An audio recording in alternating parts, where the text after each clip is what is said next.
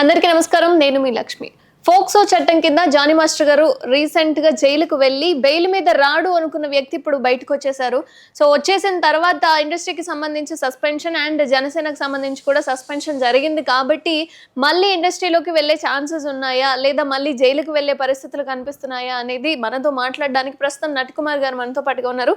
నమస్కారం sir. Johnny master గారికి మళ్ళీ సినీ ఇండస్ట్రీలో ఆ సస్పెన్షన్ ఏదైతే ఉందో దాన్ని తొలగించి తీసుకునే ఛాన్సెస్ ఉన్నాయా? ఏమంటారు? మళ్ళీ ఇది ఇంకా బెయిల్ ఇవ్వలేదమ్మా, మధ్యంతర బెయిల్ మాత్రమే. ఎందుకంటే రాష్ట్రపతి అవార్డు తీసుకోవడానికి ఆయన 8వ తారీఖు నాడు రాష్ట్రపతి గారు అవార్డు అనౌన్స్ చేశారు.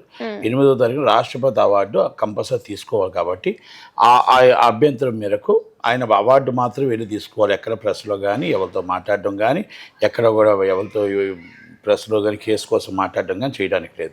ఆయన రేపు వచ్చిన తర్వాత బెయిల్ తీసుకొని ఆయన వెళ్ళి రాష్ట్రపతి అవార్డు తీసుకొని మళ్ళీ వచ్చి సరెండర్ అయిపోవాలి. ఇది ఇంకా కేసు ఇన్వెస్టిగేషన్లో ఉంది.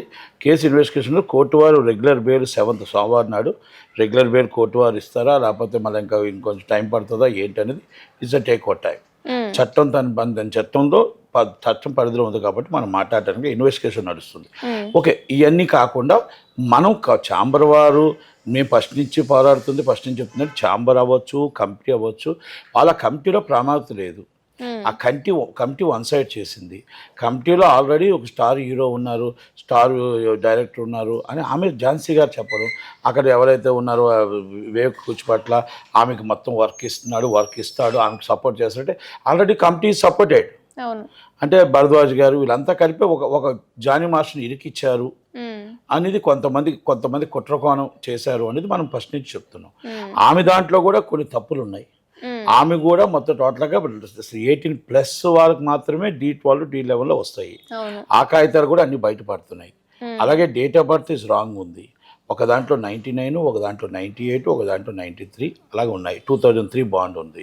అన్నీ కూడా మొత్తం టోటల్గా కొన్ని తప్పుడు తడకున్నాయి. ఆమె ఊరు పంపించారు. ఆమె ఊరిలో మొత్తం టోటల్గా పోలీసు వాళ్ళు చేస్తారు. మేము చెప్పింది నిజమా కాదా అనేది కూడా మా ఎంక్వైరీ మేము చేస్తాం. అయ్యి సాక్ష్యాధారాలతో అన్నీ తీసుకొని వాళ్ళు పోలీసు వాళ్ళు చట్టం తన పని తాను చేసుకుపోతుంటారు. మనం వాళ్ళతో అమ్మాయి తప్పు జరిగింది లేకపోతే ఇంకోటి జరిగింది 5 సంవత్సరాల రిలేషన్షిప్లో ఉండి ఈ మధ్యన ఒక ఆడియోస్ వస్తున్నాయి. ఆ అమ్మాయి భార్యని పిల్లల్ని వదిలేసి వస్తే నేను పెళ్లి చేసుకుంటా, నువ్వు వదిలేసి నువ్వు నా దగ్గర ఉండు, ఇవన్నీ మొత్తం టోటల్గా కొన్ని ఆడియోస్ బయట రిలీజ్ అవుతున్నాయి. అంటే ఈజ్ అ ప్రీ ప్లాన్డ్గా ఆ అమ్మాయికి అంత ఆలోచన లేదు, అన్ని సెక్షన్లో ఆలోచన లేదు. ఇది కావాలని జానీ మాస్టర్ మీద కక్షతో ఎవరో కుట్ర చేసి ఆ అమ్మాయితో పెట్టించి ఆ అమ్మాయితో బ్లాక్మెయిలింగ్ చేయిస్తున్నారు అనేది తెలుస్తుంది.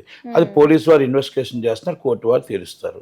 కనుక మనకి ఇండస్ట్రీలో మేము ఏంటంటే ఇది తప్పు అని మా ఇండస్ట్రీలో మేము ఒక కార్డు సస్పెండ్ చేసి ఒక కార్డు మీరు రన్నింగ్ పెట్టి ఆయన కంపెనీలన్నీ ఆ అమ్మాయికి ఇప్పించడానికి ప్లాన్ చేస్తున్నారు కాబట్టి ఇది తప్పు అనేది మా వాదన మేము చేస్తున్నాం.